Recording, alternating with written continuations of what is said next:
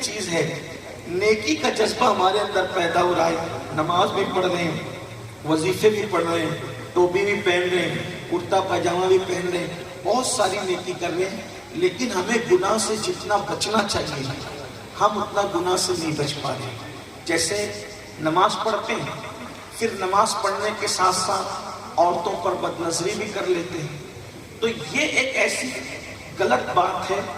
جو ہماری نماز کی برکتوں کو ہم تک پہنچنے نہیں دیتی۔ ورنہ ایک سجدہ، صرف ایک سجدہ جنتی بن جانے کے لیے کافی ہے۔ جنت میں جانے کے لیے بہت عمل کی ضرورت نہیں ہے۔ اگر آدمی گناہ سے بچ کر ایک ہی سجدہ کرے تو ایک ہی سجدہ جنت میں جانے کے لیے، بھئی جس سجدے سے اللہ مل جاتا ہے، قرآن شریف کی آیت ہے کہ سجدہ کرو اور اللہ سے قریب ہو جاؤ۔ قرآن مقدس میں اللہ نے فرمایا، میں وہ آیت اس لیے نہیں پڑھ رہا ہوں اس لیے کہ وہ آیت سجدہ ہے،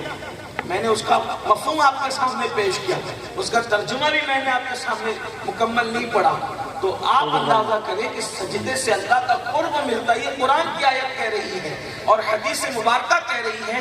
کہ جب تم سجدہ کرتے ہو، تم چاہے کتنے بھی گنہگار ہو، تم چاہے کتنے بھی سیاہ کار ہو، تم عالم ہو یا جاہل ہو، تم پڑھے لکھے ہو یا ان پڑھ ہو، اگر تم سجدے میں سر رکھ دیتے ہو خلوص کے ساتھ، تو اللہ کے رسول علیہ السلام فرماتے ہیں ادھر تو نے سجدے میں سر رکھا اور ادھر اللہ کے اور تیرے درمیان سے جتنے پردے تھے وہ سارے پردے اٹھا دیے جاتے ہیں، اور بندہ سب سے زیادہ اگر اللہ کے قریب ہوتا ہے تو وہ سجدے میں قریب ہوتا ہے۔ اب سجدے سے جب اللہ مل سکتا ہے، آپ نے سر جھکایا خلوص کے ساتھ اور آپ کو اللہ مل گیا، آپ کو خدا مل گیا، تو جس سجدے سے خدا مل سکتا ہے اس سجدے کی برکت سے دنیا کی کون سی نعمت نہیں مل سکتی؟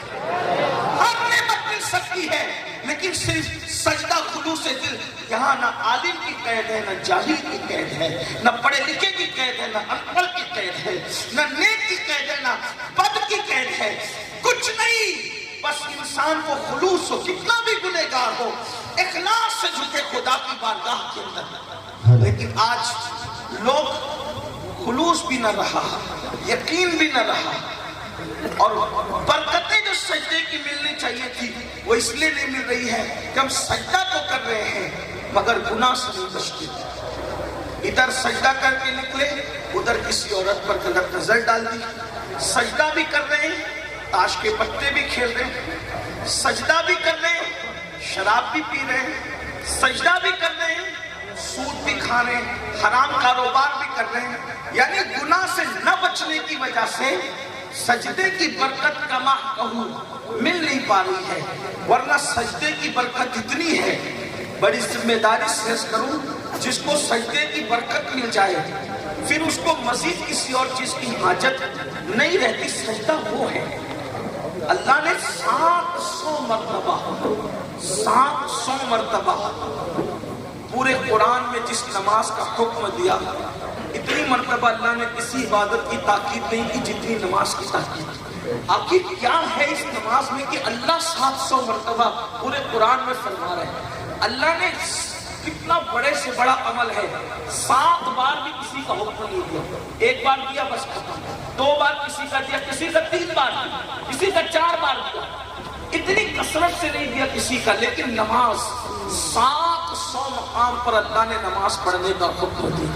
آپ اندازہ کیجیے۔ میں اس سے پہلے کہ اپنی گفتگو آگے بڑھاؤں آپ کو ایک بات بتاؤں، نماز کی بات آ گئی تو میں عرض کر دوں کہ بہت سے لوگ نماز بھی نہیں پڑھتے، جو پڑھتے ہیں ان کو برکت نہیں مل رہی ہے کہ وہ گناہ کرتے ہیں ساتھ ساتھ، اور 95% لوگ پڑھتے نہیں اور وہ بہت آسانی سے کہتے ہیں حضرت ہمیں ٹائم نہیں ملتا۔ یہ بات یاد رکھنا، آپ یہ مکاری کر کے مولوی کو سمجھا سکتے ہو،